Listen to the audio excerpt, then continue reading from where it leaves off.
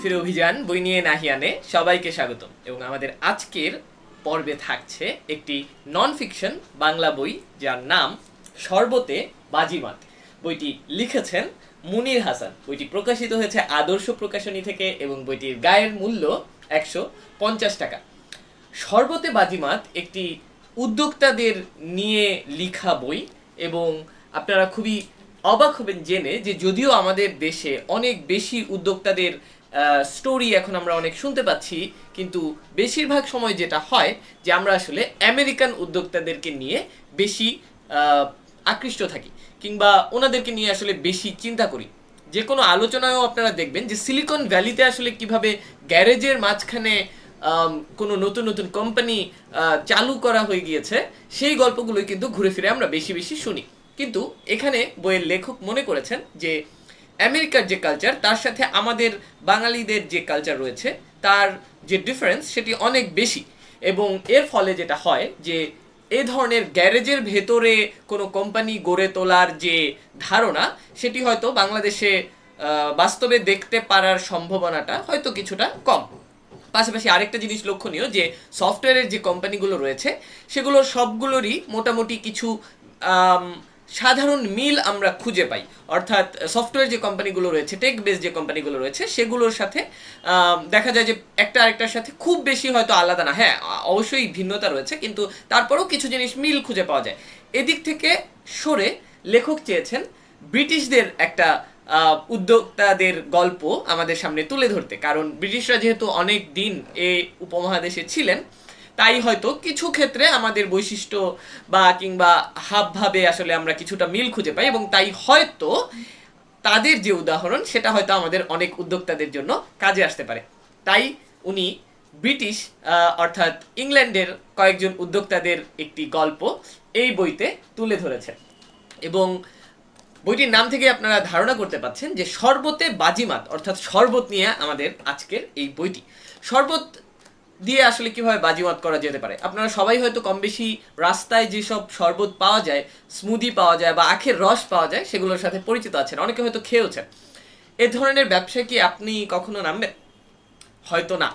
আমি হয়তো কখনো আসলে চিন্তা করব না যে রাস্তায় শরবত বিক্রি করার কথা, কিন্তু ক্যামব্রিজ বিশ্ববিদ্যালয়ের 3 জন স্নাতক তারা কিন্তু আসলে ঠিকই চিন্তা করেছেন যে পড়াশোনা শেষ করার পর কিভাবে আসলে শরবতের বিজনেসে নেমে পড়া যায়। এবং যেই ভাবা সেই কাজ। তারা আসলে 3 জনই ক্যামব্রিজ থেকে পাশ করার পর 3টি প্রতিষ্ঠিত কোম্পানিতে চাকরি করতেন এবং তারা আসলে চাকরি ছেড়ে দিয়ে শরবতের বিজনেসে নামেন। তারা ক্যামব্রিজে হলে থাকতেন এবং এর পরবর্তীতে যখন তারা বাসা নেন, 3 জন বন্ধু একই সাথে বাসা নেন এবং তারা আসলে ছোটবেলা থেকে বিভিন্ন উদ্যোক্তা রিলেটেড চিন্তা ভাবনা করতেন এবং তারা নিজেদের মাঝে এগুলো নিয়ে সপ্তাহান্তে আসলে কথা বলতেন। এবং তখন আসলে তারা চিন্তা করেন যে কিভাবে আসলে নতুন কোনো বিজনেস দাঁড় করা যায়। তো তখন তারা চিন্তা করলেন যে প্রথম উপায় যে কোনো বিজনেস ভালো কিনা সেটি বোঝার হচ্ছে যে নিজের জন্য সেটি আসলে উপযোগী কিনা। তো তখন তারা দেখলেন যে তাদের আশেপাশে যে মানুষরা ছিলেন সবাই যে খুব বেশি বিয়ার খেতে পছন্দ করে কিংবা অস্বাস্থ্যকর জীবনযাপন করতে পছন্দ করে তা না, কিন্তু আসলে উপায় থাকে না। কারণ সবাই হয়তো দিন শেষে সেই একই ধরনের অস্বাস্থ্যকর খাবার গ্রহণ করছে, ফাস্টফুড খাচ্ছে। তো তারা চিন্তা করলেন যে আসলে যদি স্বাস্থ্যকর কোনো পানীয় থাকতো সেটি কিন্তু তারা নিজেরাও আসলে গ্রাহক হতেন। এবং সেই ভাবনা থেকেই তারা চিন্তা করলেন যে আমরা তো সবাই শরবত বানাতে পারি, কিন্তু যদিও এই ব্যস্ত জীবনে আসলে শরবত বানানোর সময়টা আমাদের হয়ে ওঠে না, তাই কেমন হয় যদি আসলে আমরা বোতলে করে শরবতটা মানুষের হাতে পৌঁছে দিতে পারি। এবং সেই ভাবনা থেকেই তারা কিন্তু ইনোসেন্ট যে স্মুদির কোম্পানি সেটি আসলে চালু করেন। তাদের ধারণাটা যে একেবারে নতুন ছিল তা না, কিন্তু তারা যেটা করেছিলেন যে তারা ভালো মানের ভালো কোয়ালিটির প্রোডাক্ট কিন্তু তারা দিতে পেরেছিলেন এবং তাদের সার্ভিসটাও ছিল সেরকম। তো তারা আসলে চিন্তা করেন যে বাজারে প্রচলিত অন্যান্য কনসেন্ট্রেটেড যে ফলের রস থেকে বানানো শরবত সেটার বদলে তারা আসলে মূল যে ফলগুলো রয়েছে সেগুলো দিয়েই আসলে তারা শরবত বানাবেন এবং পুরোপুরি অর্গানিক একটা স্মুদি যেখানে আসলে ফলের টেস্ট এবং গুণ অনেক বেশি অক্ষুণ্ণ থাকবে, ফলের পরিমাণ অনেক বেশি থাকবে, এ ধরনের শরবত বা স্মুদি তারা আসলে বোতলে করে বাজারজাত করবেন। এবং তারা প্রথমে এই জিনিসটা টেস্ট করার জন্য যেটি করেন যে তারা শরবত বানিয়ে একটি রাগবি মাঠে নিয়ে যান এবং সাথে নেন 2টো বড় বড় বালতি, যেখানে তারা বলে দেন যে আপনাদের যদি শরবতটি খেয়ে ভালো লাগে তাহলে আপনারা ইয়েস লিখা বালতিতে শরবতের বোতলটি ফেলবেন এবং নো লিখা বালতিতে ফেলবেন যদি আপনাদের শরবতগুলো ভালো না লেগে থাকে। এবং তারা বন্ধুরা নিজেরা আসলে ঠিক করে যে যদি দেখা যায় যে বেশিরভাগ মানুষ ইয়েস লিখা বালতিতে শরবতের বোতলটি ফেলছেন, তাহলে আমরা তিনজনই চাকরি ছেড়ে দেব এবং এই ব্যবসায় নেমে পড়ব। এবং দেখা যায় যে মাত্র 2টি বোতল সেই নো লিখা বালতিতে পড়েছিল। এবং এই বইটিতে কিন্তু শুধুমাত্র এ ধরনের ছোট টুকরো টুকরো গল্প লেখা নেই, একেবারে সুন্দর করে গোড়া থেকে এই উদ্যোক্তাদের স্টোরির সাথে সাথে বর্ণনা করা হয়েছে একটা যে কোনো নতুন উদ্যোগ, একটা নতুন ব্যবসা, একটা নতুন আইডিয়াকে কিভাবে এক্সিকিউশনে নিয়ে আসতে হয়। এবং উদ্যোক্তারা যারা আসলে এই ইনোসেন্ট কোম্পানিটি দিয়েছিলেন তাদের মনে হয়েছে যে আসলে আমরা সবাই বিভিন্ন নানান ধরনের সম্ভাবনাময় বিজনেস আইডিয়া মাথায় নিয়ে ঘুরি, কিন্তু চায়ের দোকানে আড্ডা দিতে দিতে যখন আমরা বিস্কুট ডুবিয়ে ডুবিয়ে চা খেতে থাকি তখন যে আলোচনাগুলো করি, তখন যে ভালো ভালো আইডিয়াগুলো আমরা শেয়ার করি, সেই আইডিয়াগুলোকে আসলে আমাদের কোম্পানি লেভেলে নিয়ে যাওয়ার যে পথটুকু, সেই পারিটুকু হয়তো আমরা অনেকেই দিতে পারি না, বা সেই পথটুকু যে পাড়ি দেওয়া সম্ভব সেই জিনিসটা হয়তো আমরা অনেকেই রিস্কটা নিতে পারি না কিংবা অ্যাটেম্পটটা নিয়ে থাকি না। তো সেজন্যই আসলে লেখক খুব সুন্দর করে ব্রেকডাউন করে করে এই বইতে দেখিয়েছেন যে ইনোসেন্ট স্মুদির যে উদ্যোক্তারা ছিলেন তারা কি করে আসলে তাদের এই উদ্যোগটাকে একেবারে সফলতার স্বর্ণ শিখরে নিয়ে যেতে পারেন। এবং পরবর্তীতে কিন্তু তাদের এই কোম্পানিটির 90% তারা কোকাকোলা কোম্পানিকে খুবই উচ্চ মূল্যে বিক্রি করে দেন। বইটি সম্পর্কে রিভিউ শেষ করার আগে আমি বইয়ের ফ্ল্যাট থেকে আপনাদের এখন লেখকের লেখা রিভিউটি পড়ে শোনাব। নতুন কিছু করার জন্য সবসময় উদ্যোক্তাদের ওপর একটা চাপ থাকে। বলা হয়ে থাকে নতুন কিছু করতে পারলেই সাফল্য ধরা দেবে। তবে কেবল নতুন কিছু নয়, প্রচলিত ব্যবসাকে ভিন্ন ধরনের ভিন্নভাবে করে গড়ে তোলা যায় সফল উদ্যোগ। যেমনটা করেছিলেন ক্যামব্রিজ বিশ্ববিদ্যালয়ের স্নাতক 3 বন্ধু রিচার্ড রিড, অ্যাডাম বেলন আর জন রাইট। 1998 এই সালে তারা মাত্র 500 পাউন্ড হাতে নিয়ে ইনোসেন্ট নামের শরবত কোম্পানি প্রতিষ্ঠা করেন। ইউরোপের 13টি দেশে এখন ইনোসেন্ট বিক্রি হয়।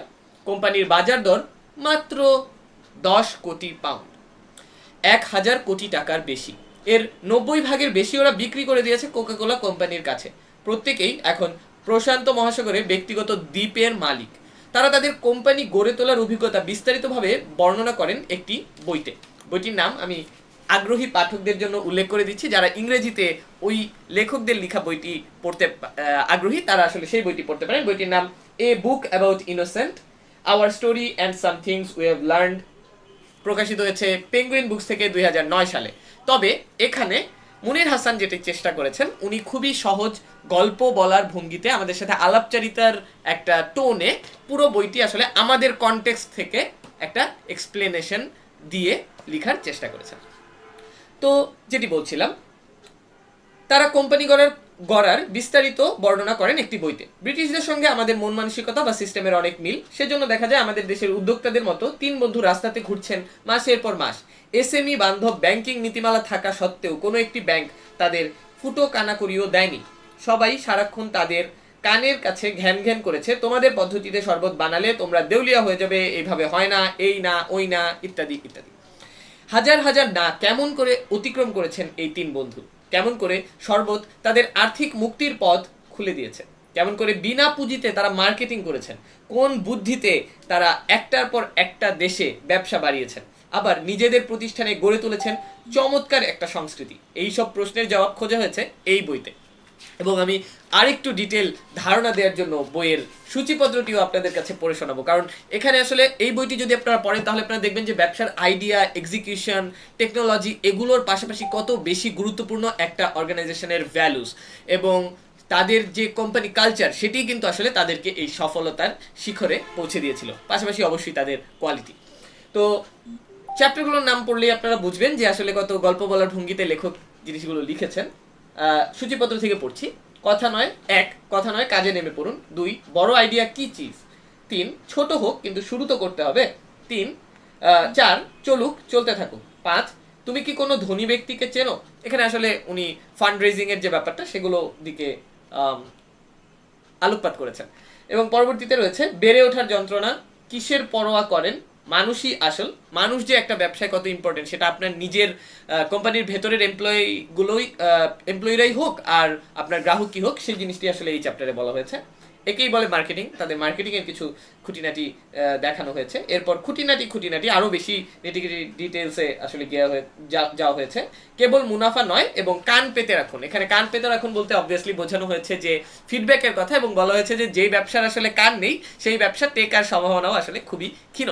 এবং এই জিনিসটা আসলে আমিও বিশ্বাস করি। তাই আপনাদের আসলে আজকের ভিডিওটি কেমন লাগলো, এই ধরনের নন ফিকশন বাংলা বই কিংবা ইন জেনারেল নন ফিকশন বই যেগুলো আসলে উদ্যোক্তা হতে আপনাদেরকে সহায়তা করতে পারে, অর্থাৎ পার্সোনাল ডেভেলপমেন্ট হোক, বিজনেস ডেভেলপমেন্ট হোক, এই ধরনের বইগুলো আসলে আপনারা কতটুকু শুনতে আগ্রহী এই ধরনের নানান বই সম্পর্কে জানতে, সেগুলো আসলে কমেন্টে আমি আশা করব যে আপনারা সবাই জানাবেন। এবং অবশ্যই ভিডিও ভালো লাগলে কিংবা স্পেসিফিক্যালি যদি খারাপ লাগে বা কোনো বই খারাপ লাগে কিংবা আমার কোনো টেকনিক্যাল জিনিস যদি আপনাদের খারাপ লাগে, অবশ্যই সেই খারাপ লাগা বা ভালো লাগাগুলো ফিডব্যাক আকারে জানাবেন, যেটি আসলে অনেকটাই আমাদের সেই ব্যবসার কানের মতো একটা অংশ।